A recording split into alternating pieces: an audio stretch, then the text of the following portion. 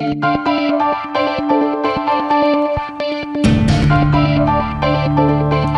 to A Spirited Debate. I'm Lauren Green. He's known as the Billy Graham of Latin America, and this weekend, Luis Palau is descending on one of the most secular cities in the world with his brand of preaching. Palau is doing what only popes and Billy Graham have attempted to do, bring the Christian message to the Big Apple's Great Lawn in Central Park. And Pastor Palau joins me now with more. So it's called CityFest.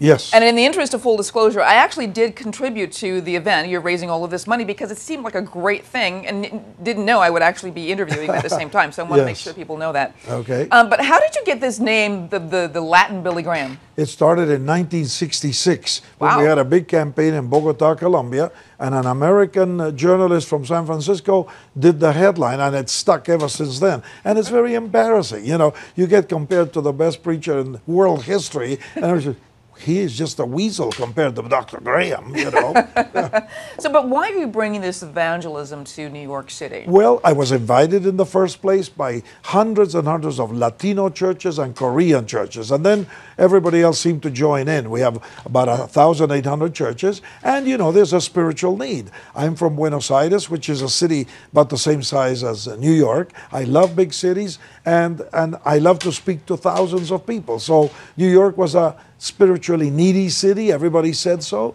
Although there's plenty of churches and a lot going on. But working together is a big deal, Lauren. You know, the stats show that more people are actually leaving religion rather than even switching religion. They're leaving religion. So, I mean, you're really fighting an uphill battle in a place like New York, especially. You know, in a sense, yes. But you know something, Lauren? I've discovered something. We've worked with sort of the upper echelon with dinners and lunches, and then now with the masses. And I felt in my heart at the word from one African American from New York, I said, Luis, what about the poor in New York? You know, the poor is not just a little corner of greater New York. It's a great percentage of the immigrants who feel poor, though they're not as poor as they were in their home country.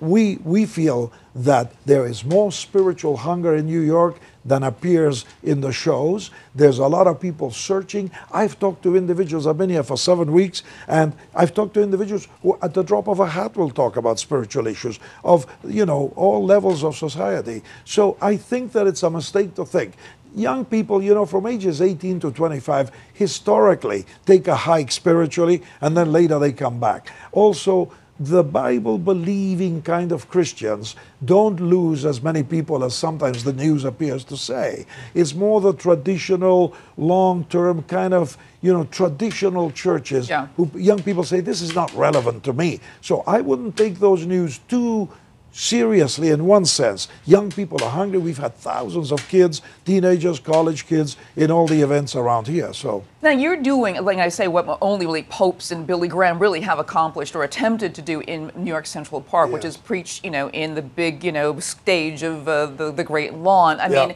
why bring it there, and you know, why this world stage? Well, you know, you want to a city like New York, you don't impress it with little coffee meetings in all over town like we've been doing. You've got to make a big impact and get the attention of the people because they need to hear the good news. You know, I'm a believer in Jesus Christ, you know, and we want everybody to know that it's very good news. That's why the publicity is good news in the city. We want people to really be attracted and be appealed and know that it isn't just a fringy group that is against one or two issues that are social, but rather that this is a massive spiritual call from the Creator. Come back to me, come back to me, come through my Son Jesus Christ. So we want to make as much noise as possible in the city because you don't get the attention of a city like New York by being tender and kind. You've got to be a little aggressive, you know. You know, speaking of those social issues, you know, the Supreme Court recent decision on same-sex marriage, you know, they approved it for the nation. What is your reaction to that? Well, I tell you, I have been ordered by the committee to stay away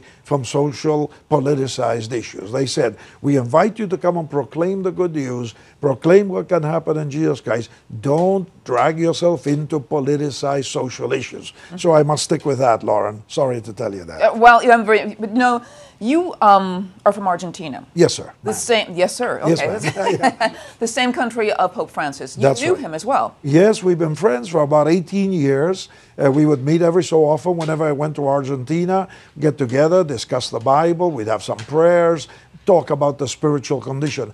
I found that the Pope, in my experience, was very interested in young people, the poor also, and he lived in a very simple fashion and still does. But his main interest was always youth, and we would discuss that. How are the young people of Argentina doing? And it's not been good. If you think there's this interest in America, Argentina and South America, the younger generation, has drifted even faster. And they've gone away from Catholicism to the sort of evangelicalism, and that's probably going to be, you know, point of conversation between you and the Pope as well. Yes, oh yes, it has to be. It has to be, and part of the reason is because in evangelicalism there is life, there is happiness, there is worship, there is singing, there's you know, companionship and friendship. And I think that's what he's trying to revive in the Catholic Church, because that's what's drawn thousands of young people in Central and South America. So he is a Bible man. He really, you notice he quotes it a lot. And so he's going to try and draw the young people, I'm sure,